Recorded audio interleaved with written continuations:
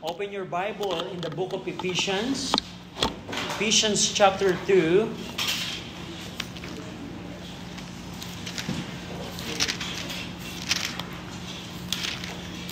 Tuwing Sunday morning po, pinag-aaralan po natin ang book of Ephesians. At ang book of Ephesians po, ito po ay sulat ni Pablo habang siya po ay nakakulong sa Rome, sa isang simbahan po sa lugar po ng Ephesus. Ang Ephesus po, ito po yung modern day Turkey natin right now. Kung kayo ay pamilyar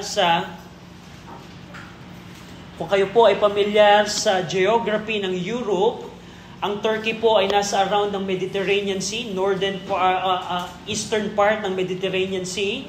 At doon po sa coast ng Turkey, nung around 2,000 years ago, meron pong popular na syudad na Ephesus po doon. At nung panahon po ni Pablo, may isang simbahan po siyang tinatag doon at lumaganap at lumaki sa lugar po ng Ephesus. At nung nakakulong po si Pablo sa Rome, sumulat po siya ng isang sulat at yun po ang pinag-aaralan natin today, which is the book of Ephesus. Ang book of Ephesus po, ito po ay isang sulat para po sa isang Kristiyano upang makita ng isang mananampalataya ang kanyang katatayuan sa harapan ng Diyos. At ito din pong sulat na to ang nagbibigay sa atin ng mga guide at ng mga kautusan paano tayo lalakad sa ating Christian life sa buhay na ito. At sa umagang ito, in Ephesians chapter 2 verse 11 and 12, babasahin ko po and then we're going to pray. Ephesians chapter 2 verse 11 to 12, sabi po dito ni Pablo, "Wherefore remember that ye being in time past Gentiles in the flesh, who are called uncircumcision by that which is called the circumcision in the flesh, made by hands, that at that time ye were without Christ, being aliens from the commonwealth of Israel, and strangers from the covenant of promise, having no hope, and without God in the world." Shall we pray? Ama namin Diyos po na makapangyarihan sa lahat sa umagang ito, kami Panginoon ay nagpapasalamat po sa inyo, sa inyong kabutihan. Salamat Panginoon sa inyong katapatan. Salamat sa inyong pong pag-ibig Panginoon sa amin. We're praying Ama na bigyan niyo kami ng tulong sa umagang ito na maunawaan namin ang inyong pong salita. Tulungan niyo kami Ama na through your word, makita namin ang kalooban po ninyo. Through your word, maitama ang aming mga landasin. At sa umagang ito, kung meron po sa aming kalagitnaan ang wala pa sa lugar, sa kaligtasan, we're praying Ama na kayo magbigay sa kanila ng enlightenment, conviction through your word. In Jesus' name we pray. Amen.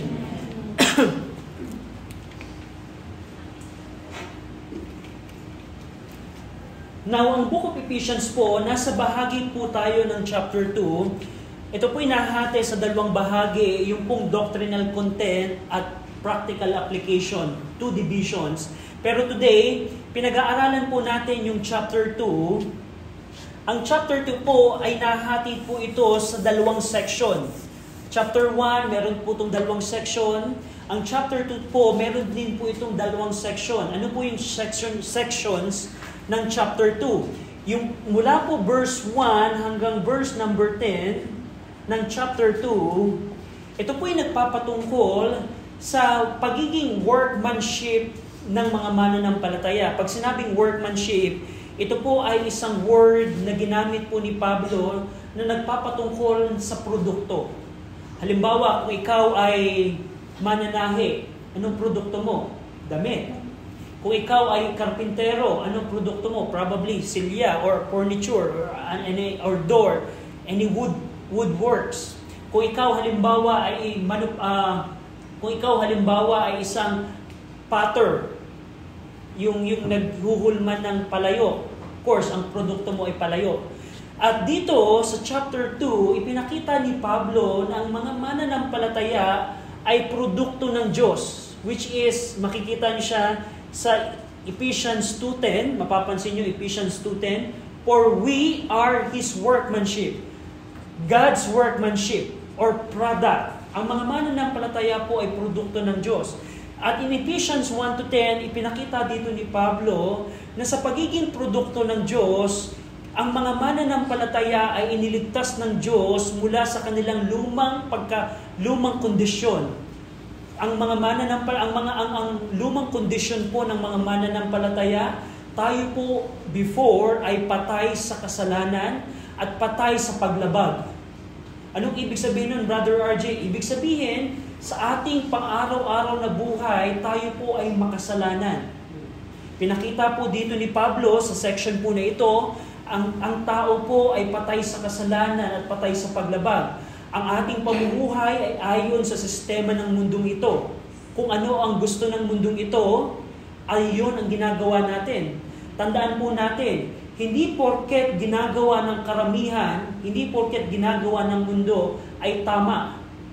Now, sa ating pong panahon, ang sugal, ang pag-inom, ang droga, parang normal na lamang ito. Pero kung titingnan natin yung mga ginagawa ng mundo in light of the Scripture, mapapansin po natin na yun po ay paglabag po sa Diyos. At ganan ang pamumuhay natin before, kung ikaw ay ligtas na today, sa umagang ito. At bahagi din ng kondisyon natin before, sabi ni Pablo in Ephesians 2:2, yung ating lakad ay ayon sa dyablo. Alam niyo po ba na sa panahong ito, sa mga oras po na ito, ang dyablo po ay kumikilos po sa mga children of disobedience. Sa mga hindi po mananampalataya. Paano nagagawa ng mga tao na pumatay? Paano nagagawa ng mga tao na gumawa ng karumal-dumal na krimen? Paano nila nagagawa yung mga bagay na yon? Dahil ang sabi po ng Ephesians 2:2, ang isang taong hindi ligtas, ang kanyang pamumuhay ay ayon sa impluwensya ng dyablo. Ephesians 2:2. At dito mapapansin natin sa Ephesians 2:2, yung ating dating pamumuhay ay ayon sa kagustuhan ng ating laman. Kung gusto ng ating laman na mga lunya, kung gusto ng ating laman na huwag pumatay o magalit o magsinungaling, anuman ang ginagawa ng gusto ng ating laman, ganun ang ating pamumuhay. Pero sa pagiging produkto ng Diyos, iniligtas ng Diyos ang mga mananampalataya. Paano ba, Brother RG, ang kaligtasan? By the way, kung pagka napapakinggan niyo po ang word na kaligtasan, meron pong, ang pinapatungkol po ng Book of Ephesians sa kaligtasan, ito po yung pagligtas ng Diyos sa dati nating kondisyon, sa bago nating kondisyon.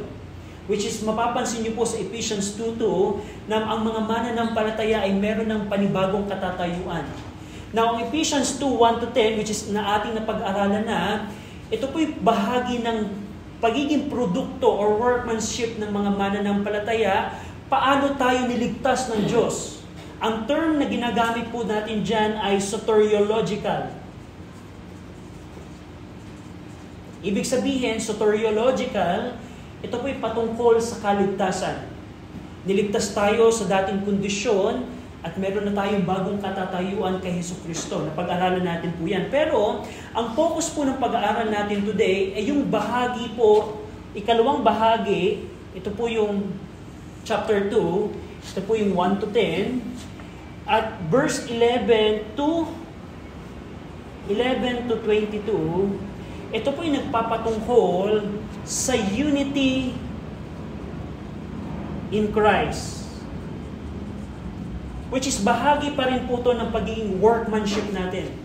Ibig sabihin ng workmanship, merong ginagawa ang Diyos sa mga mananampalataya. Unang ginawa niya, tinanggal tayo sa lumang nakalipas natin. Lumang nakalipas natin. Pangalawang ginawa ng Diyos, meron siyang ibinigay na pagkakaisa between Jews and Gentiles. Now, ano yung Jews and Gentiles? Ang mga Hudyo po, meron pong, sa paningin po ng Diyos o sa paningin ng Bible, meron lamang pong dalawang klaseng tao sa mundong ito. Ikaw ay either Hudyo o Hintil. Pag sinabi pong Hudyo, ito po yung pinili, kung kilala niyo po si Abraham, na pinili ng Diyos, siya po yung isang tao na tinawag ng Diyos sa lugar ng Ur. Sumunod po si Abraham at alam natin sa Book of Genesis, binigyan po siya ng pangako ng Diyos. At mula kay Abraham po, doon po lumabas ang bansang Israel. And until now, nag-i-exist po ang bansang Israel. Pero sa paningin po ng Bible, merong dalawang klaseng tao lamang po. Either Hudyo ka, ibig sabihin, physically, ninuno mo si Abraham. Or kung hindi mo ninuno si Abraham, ikaw ay hintil. Tayo po mga Pilipino, tayo po ay bahagi ng Gentiles. Dahil hindi po tayo Hudyo. Now, sa plano po ng Diyos, pumili po ang Diyos ng isang bayan kung saan gagamitin niya upang iproklama na merong isang buhay na Diyos. Hindi dahil favorite ng Diyos ang mga Hudyo, kailangan ng Diyos na pumili ng bansa. And based sa history, ang pinili niyang bansa ay ang bansang Israelites. Special ba ang mga Hudyo dahil siya ang pinili? No, hindi po. Kinakailangan lamang ng Diyos na pumili. And according sa Scripture, pinili ng Diyos ang bansang Israel. Now, dahil po ang mga Hudyo ang pinili ng Diyos, sa kanila po ibinigay ang batas, sa kanila binigay ang mga pangako, sa kanila ibinigay ang mga kasunduan, sa kanila ibinigay ang mga pangako, mga hinaharap na pangako.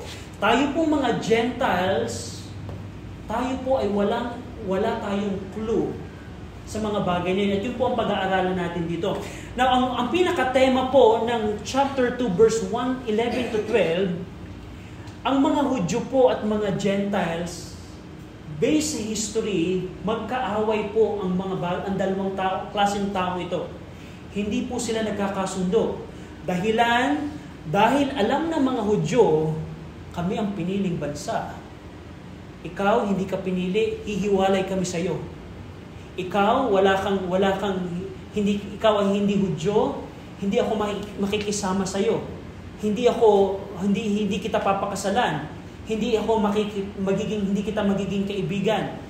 Kumbaga, dahil alam ng mga Hudyo na sila'y piniling bansa, nagmataas sila.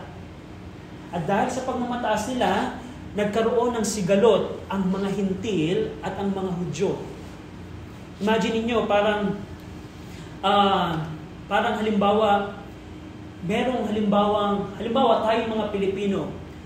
Of course, dumayo tayo sa isang European country, halimbawa, na mapagmataas. Ano ba ang bansa? Ano ba? I don't know. Pero imagine niyo, ikaw na dayuhan sa isang bansa, dinidiscriminate ka. At parang ganoon ang ginagawa ng mga Hudyo sa Gentiles. In some way, meron silang pag-aaway. Now, ang context po ng Ephesians 2, ito pong mga Hudyo na ito at mga Gentiles, nasa isang simbahan po sila sa Ephesus. Ephesians Baptist Church. Na ang goal dito ni Pablo, imagine niyo, just imagine, ito yung Ephesus Baptist Church, Ephesians Baptist Church. Itong sa kanan ko, ang mga Hudyo. Kayo naman ang mga Gentiles. At alam natin, meron silang pag-aaway, pero nasa isang simbahan tayo. Imagine niyo, halimbawa, probably itong mga Hudyo, pagkatapos ng Sunday morning, hindi sila kakain dito. Kasi, ako makikikain sa mga Hudyo, sa mga hintil na ito. Tapos itong mga hintil naman, mga Gentiles, galit na galit sila sa mga Hudyo kasi mapagmataas yung mga Hudyo yan. Imagine niyo yung conflict sa isang simbahan na merong mga Hudyo at mga Gentiles. At dito, sa Book of Ephesians, ipinakita ni Pablo na dahilan kay Jesucristo. Mapapansin nyo in Ephesians 2, verse number 18. For through Him, or through Christ, we both, ano yung both dito? Both Jews and Gentiles have access by one Spirit unto the Father. Ibig sabihin, hindi na lamang mga Hudyo ang pwedeng lumapit sa Diyos. Even ang mga Gentiles ay isa na. Kasama ang mga Hudyo kay Jesucristo. At yan po ang focus ng chapter 2, verse 11 to 22. So high level view po tayo, tinitingnan natin yung high level view. Pero ang pinaka-focus po nito, imagine niyo, just think about this, Ephesians Baptist Church, may mga Hudyo, may mga Gentiles, at meron silang pagtatalo. Imagine niyo kung anong klaseng simbahan yun kung sila ay mananatiling nagtatalo. At dito ipinakita ni Pablo, no. Kung ikaw ay Hudyo at ikaw ay Gentiles, isa na kayo sa isang katawan ng simbahan ng Ephesians Baptist Church. Isa na kayong katawan. At yun ang pag-aaralan natin today. And now in 11 and 12, dito ipinakita ni Pablo ang katangian ng mga Gentiles. Sino ba ang mga Gentiles? Anong klaseng tao ba tayo? Tayo po mga Pilipino ay Gentiles, tayo po ay kabilang dito. Now, mapapansin niyo po in verse number 11, verse number 11, after dealing with the soteriological past, present, and future condition of God's workmanship in Ephesians 2, 1-10, Paul concluded this section with an imperative word, remember. Sinulatan ni Pablo ang mga mananampalataya at ang sabi ni Pablo, wherefore, remember. Ibig sabihin, the word wherefore, it means Paul was concluding. Now, Ephesians believers, we understand that God saved us.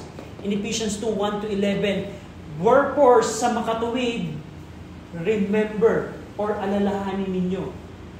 Now, ito po'y utos, ibig sabihin, ang Greek word po nito sa original, and even in English, mapapansin niyo po, ito po'y utos.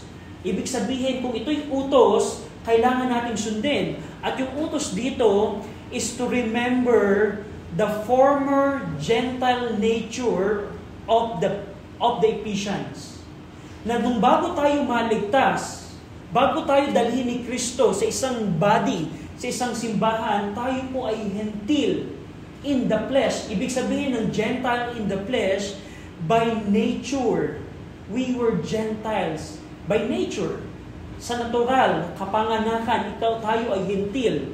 Ang isa pong Gentile, ito po ay foreign, non-Jewish, pagan, hidden nation person.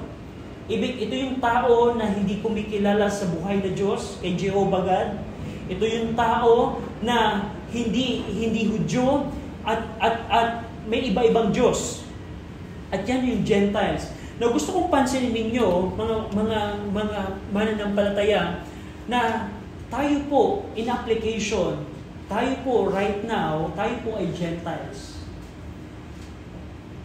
At kung hindi ka pa ligtas, ibig sabihin, Brother RJ, ano ba yung ligtas? Ito yung isang kalalagayan na hindi ka pa napatawad sa iyong mga kasalanan.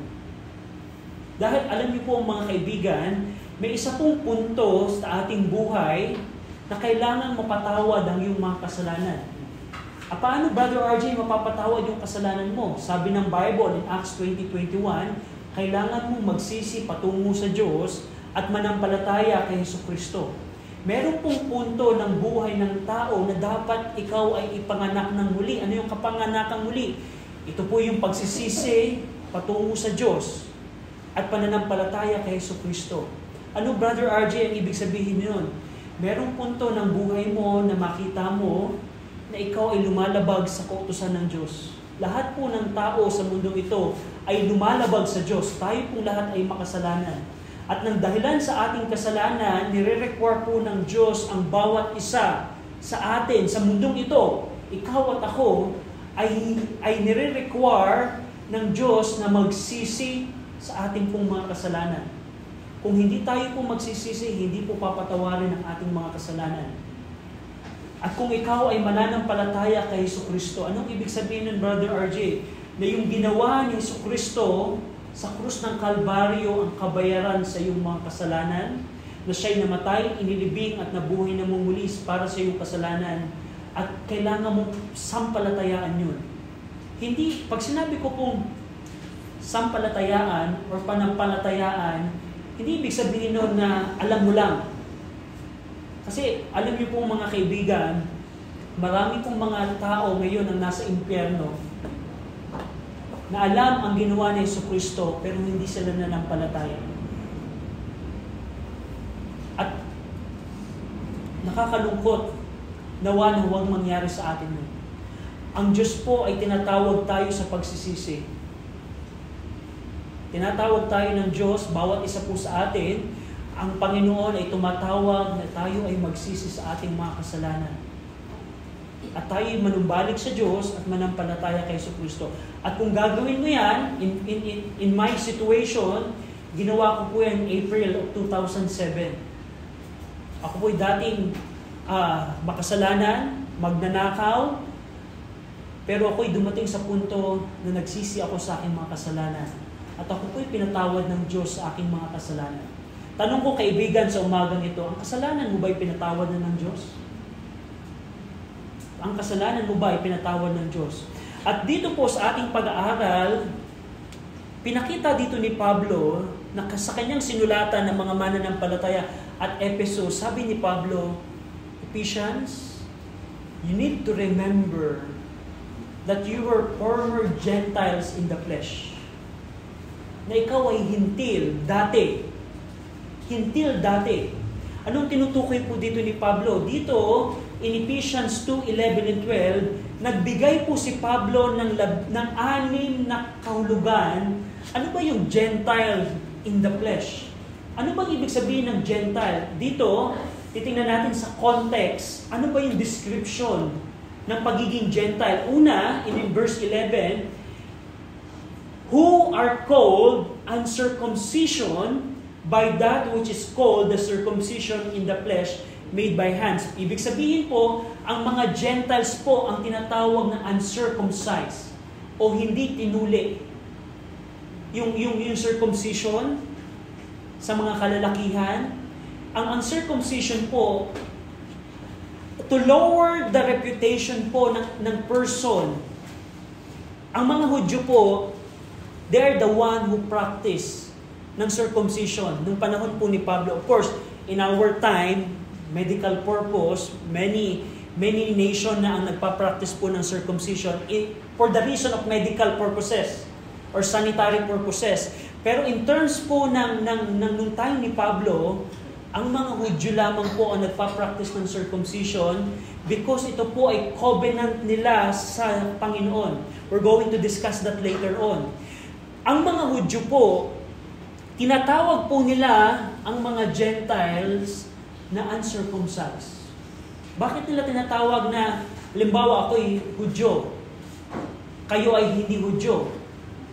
Pagka kakausapin ko kayo or magpapatungkol ako sa inyo, pwede kong sabihin na kanina kasama ko yung mga uncircumcised. Kanina nakatagpo ako ng isang uncircumcised. Bakit nila ginagawa ng mga Hudyo to? Ang dahilan po dyan is to lower the reputation of the person. Minamaliit nila. Kaya sabi dito ni Pablo, Gentiles, tinatawag kayo dating uncircumcised ng mga circumcised. To lower your reputation. Yan ang pagtingin ng mga Hudyo dito. Bakit? Bakit mahalaga yung circumcision? Go over in Genesis 17. Genesis 17, may request na basahin po natin yung verse 8 to 11. Genesis 17. Ang Genesis po ay unang book sa Bible. Genesis 17, verse 8 to 11. Basahin natin. Ready? Read. And I will give unto thee and to thy seed after thee the land wherein thou art a stranger, all the land of Canaan, for an everlasting possession, and I will be their God. And God said unto Abraham, Thou shalt keep my covenant, therefore, thou and thy seed after thee in their generations. This is my covenant which you shall keep between me and you and thy seed after thee. Every man child among you shall be circumcised, and ye shall circumcise the flesh of your foreskin, and it shall be a token of the covenant between me and you. So, alam natin po in Genesis 12, meron pong kasunduan ng Diyos kay Abraham at sa mga lahi po ni Abraham. Na siyang pagpapalain ng Diyos si Abraham, nabibigyan siya ng maraming descendant, at ibibigay ng Diyos ang lupang Israel, which is sa Palestine right now, ibibigay po yun kay isa sa mga Hudyo. At bilang token ng kasunduan, halimbawa, Naalala niyo ba yung kasunduan ng Diyos kay Noah na hindi nagugunawin ng Diyos ang mundong ito sa flood? Ano ang token nila? Rainbow. Ang Diyos ay naggawa ng rainbow. Noah, ito yung token ng ating kasunduan. Simbol ng ating kasunduan na hindi ko nagugunawin muli ang mundong ito sa baha. At dito sa kasunduan ni Abraham at ng Diyos, ang token nila, sabi ng verse 11, a token of the covenant between me and you. At anong token nila? Yung circumcision. Na sinabi ng Diyos, Abraham, lahat ng lalaking anak mo, kailangan ma-circumcise. At lahat ng Hudyo, they practice circumcision dahil sa kasunduang ito.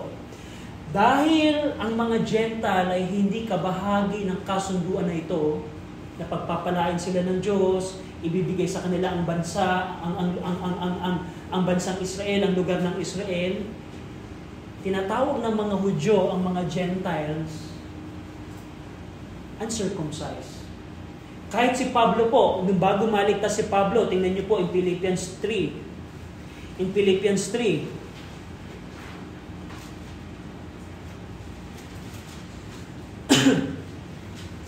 in Philippians 3, basahin po natin yung verse 5. Philippians 3 verse 5, nandiyan na po kayo, ready?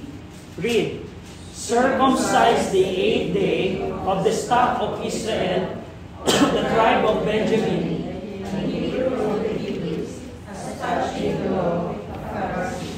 So, pansinin niyo po dito, sabi ni Paul, bago siya maligtas, ipinagmamalaki niya, I was circumcised the 8th day. 8-day-old pa lamang ako, na-circumcise na ako. So, yung circumcision po para sa mga Hudyo, ito po yung pagmamalaki nila. Na kami ang piniling bansa ng Diyos, na meron kaming kasunduan sa makapangyarihang Diyos. At ikaw, Gentiles, wala kang kasunduan, uncircumcised ka. At ganun ang trato ng mga Hudyo sa mga Gentiles. Pero kung papansinin natin, yung kanilang pagmamalaki, it is somewhat empty. Empty, walang kabuluhan po ito. Kaya sinabi ni Paul in Ephesians 2:11, circumcision in the flesh made by hands. Ginamit ni Pablo yung word na made by hands, na ito'y practice nyo na walang kabuluhan. Pag-aaralan natin yan, nang go over in Colossians 2. Colossians 2:11. Colossians 2:11. Colossians 2:11. Now, ito naman po ay sulat ni Pablo sa simbahan sa Colose. Ibang simbahan po ito. Pero sabi dito ni Pablo in Colossians 2:11, in whom all you ye, mga members, Jews or Gentiles, ye are circumcised with the circumcision made without hands, in putting off the body of the sin of the flesh by the circumcision of Christ. Yung mga Hudyo, nagmamalaki sila na sila'y circumcised by hands. Pero dito ipinakita ni Pablo, kung ikaw ay mananampalataya kay Jesus Christ, you will be circumcised, not physically, not by hands, but by without hands. Anong ibig sabihin nun? Ibig sabihin, kahit ikaw ay Gentiles, pero kung ikaw ay nakay Kristo na, wala nang distinction sa pagiging Hudyo or Gentiles. Hindi na sa paningin ng Diyos na mas mahalaga ang Hudyo sa Gentiles. No. Sa paningin ng Diyos, ang sino mang nakay Kristo, whether you are Hudyo or whether you are Gentiles, isa ka na mahalaga sa Panginoon. Wala nang favoritism. Walang mas maliit, walang mas malaki sa harapan ng Diyos. At yan yung punto ni Pablo. Now go over in Ephesians 2 again. So unang katangian ng mga Gentiles, they were called uncircumcision. Now in verse number 12, in Ephesians 2:12, ano ang pangalawa? They are called uncircumcision. Pangalawa, that at that time, ye are without Christ. Ang mga Gentiles po, which is bahagi tayo, wala po tayong Kristo. Sa Tagalog, we don't have Christ. Ano yung Christ dito? Messiah. Ano ba yung Messiah? Ang Messiah po, ang ibig sabihin po ng anointed. Ibig sabihin, ang ibig sabihin po nito, Ipinangako po ng Diyos sa mga Hudyo na merong pong Messiah anointed na dadating. Sino po ito? Alam natin yan, si Jesus Christ po yan. 2,000 years ago, dumating po ang Messiah po. At yung Messiah, hindi lamang po siya Messiah ng mga Hudyo. Siya po ay Messiah at tagapagligtas ng sangkatauhan. Pero ang point po dito ni Pablo, tayo pong mga Gentiles, we don't have the knowledge or hope of the Messiah. Sa pagiging Gentiles, wala tayong kaalaman na meron palang dadating na Kristo. Na ang Gentiles, dahil hindi nila alam to, wala din silang pag-asa na merong tagapagligtas na parating. And in application sa ating pong panahon, alam niyo po ba, tayo po right now, ang mga tao po right now, tayo po right now ay Gentiles. At alam niyo po ba, most of the people right now, they don't have the knowledge about Christ. Wala tayong kaalaman.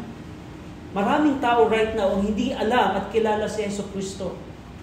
Now, ang tanong ko sa umagang ito, probably nag-church ka na ng maraming linggo. Kaya mo bang sabihin sino si Kristo? Probably, ang sasabihin ng iba, ay, Brother RJ, yan ba yung ipinaparada sa Quiapo every January? O ito yung probably sasabihin ng mga taga Cebu. Ito ba yung maliit na ipinaparada sa Cebu? Santo Niño? Sasabihin, alam niyo po ba? Sasabihin ng Jehovah's Witnesses, meron silang Kristo din. Merong ang Iglesia ni Kristo, meron silang sariling Kristo.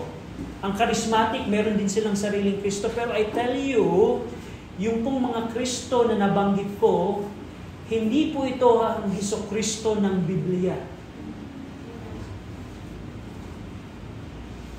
Ang Hesukristo po ng Biblia, iba sa Kristo po ng mundo. At ito yung sinasabi ni Pablo, ang Gentiles ay wala pong kaalaman patungkol sa Kristo na ito. Wala po tayong kaalaman sa Kristong ito.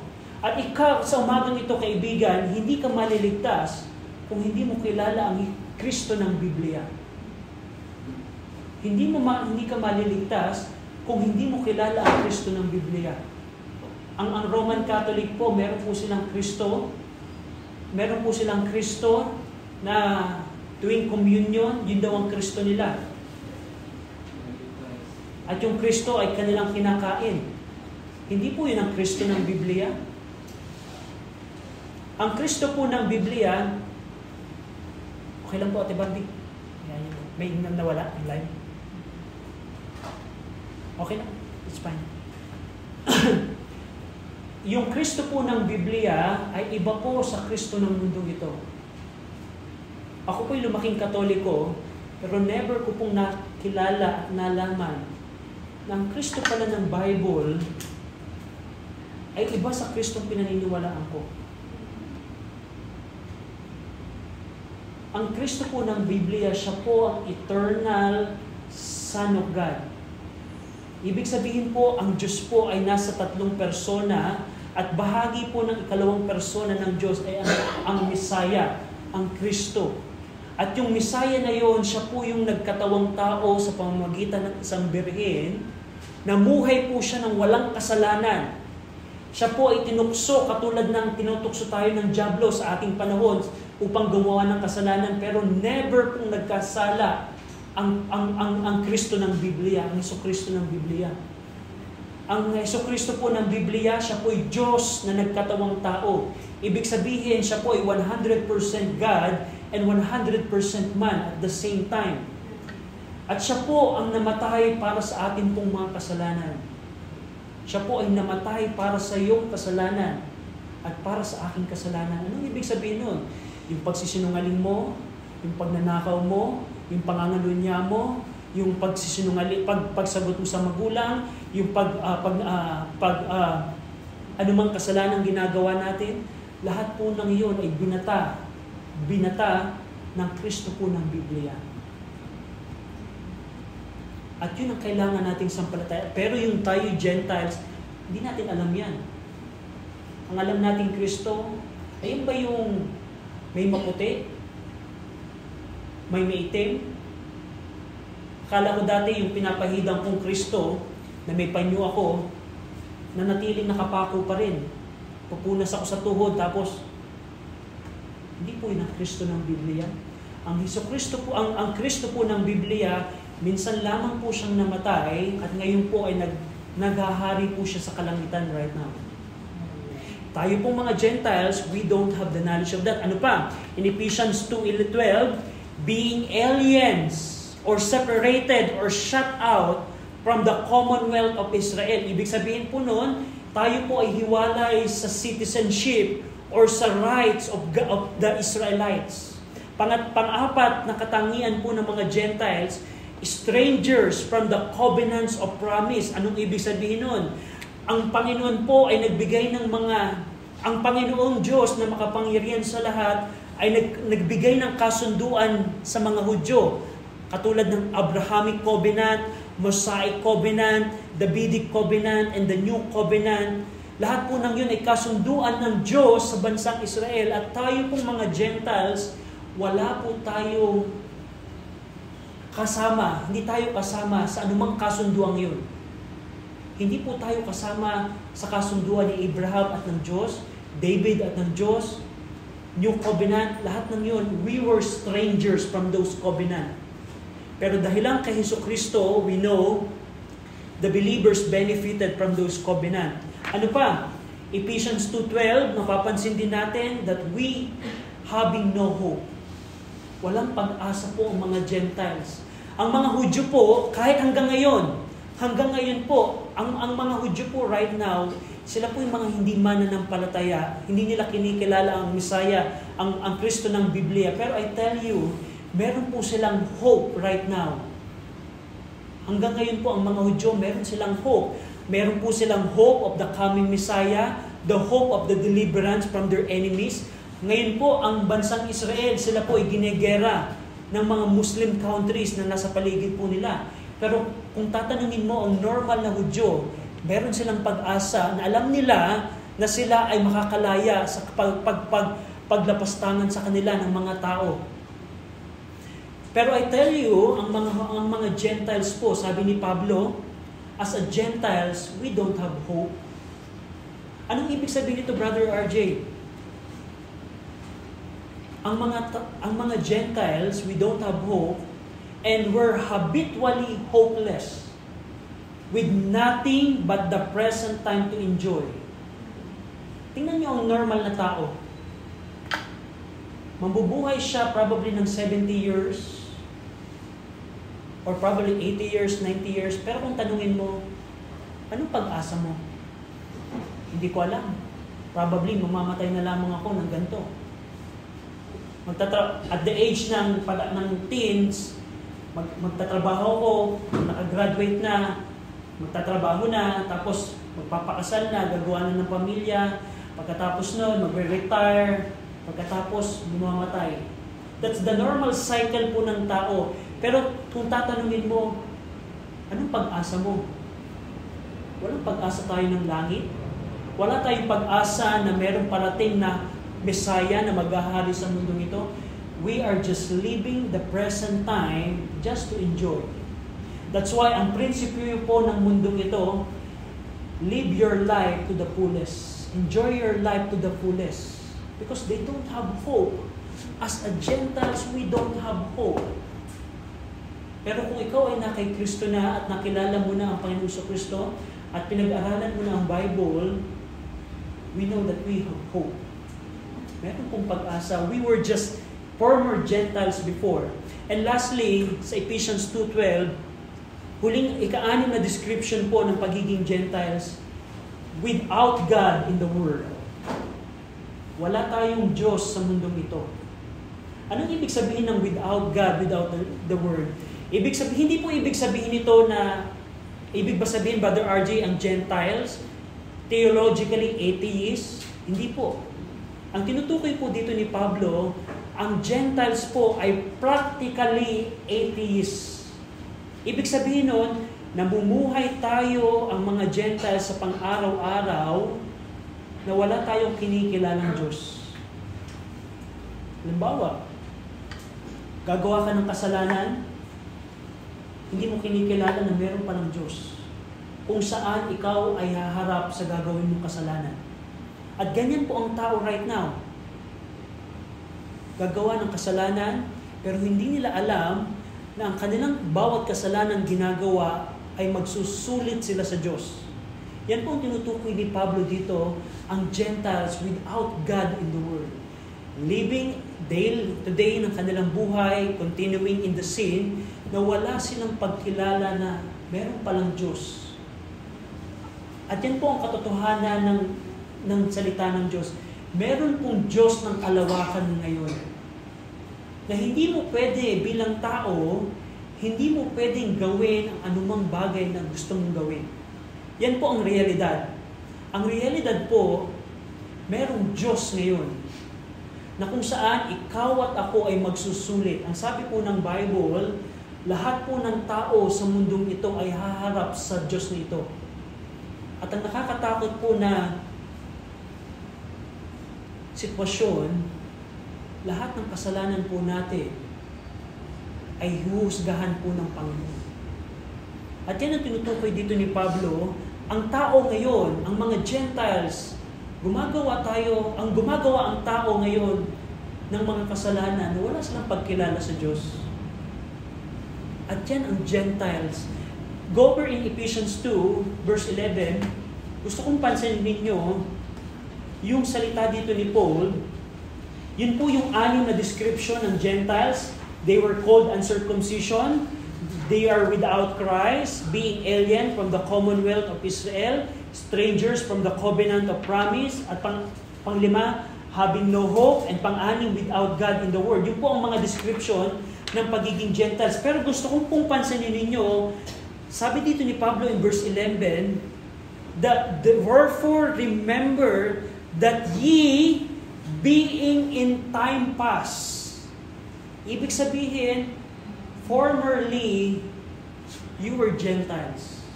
Ang kausap po dito ni Pablo ay mga mananampalataya sa Ephesus. Ito po yung mga mananampalatayang ligtas na. At dito, sinabi ni Pablo, you were former Gentiles. In application sa ating panahon, yes, tayo po ay Gentiles by nature, pero kung ikaw ay ligtas na, wala pa rin ba tayong pag-asa ngayon? Meron na tayong pag-asa. Wala pa rin ba tayong kaalaman sa Kristo? Meron na. Wala pa rin ba tayong Diyos sa mundong ito? Iba na po. Kaya sabi dito ni Pablo, in time past. In verse 11, sinabi din dito ni Pablo, that at that time, in time, merong panahon na wala tayong Kristo. So, ang makita natin dito, in verse 11 and 12, dito ipinakita ni Pablo, ano yung Gentiles? At kung paano ginawa pag-aaralan po natin next week, kung paano sa pamamagitan ni Jesucristo, ang Gentiles po at ang Hudyo ay pareho na sa harapan ng Diyos. At tayo po, whether Jews or Gentiles, sa isang katawan, which is the local church at Ephesus, ang Hudyo at ang Gentiles ay meron ng pantay na privileges sa paglilingkod sa Panginoon. Now, ang challenge ngayon, mga mananampalataya, gusto kong i-challenge kayo in Ephesians 4:17.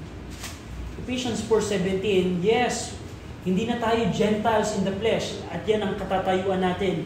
Pero ang sabi dito ni Pablo in Ephesians 4:17, this I say therefore and testify in the Lord, that ye henceforth walk not as other Gentiles walk, in the vanity of their mind. Kung ikaw ay ligtas na right now, hindi ka na Gentiles in the flesh. Ibig sabihin, yung mga katangian na napag-aralan natin, hindi na yun ang katangian natin. Pero ang challenge dito ni Pablo, kung ikaw ay ligtas na, Kristiyano, huwag na tayong lumakad sa lakad ng Gentiles, sa kanilang vanity of their mind. Anong ibig sabihin ng Brother RJ?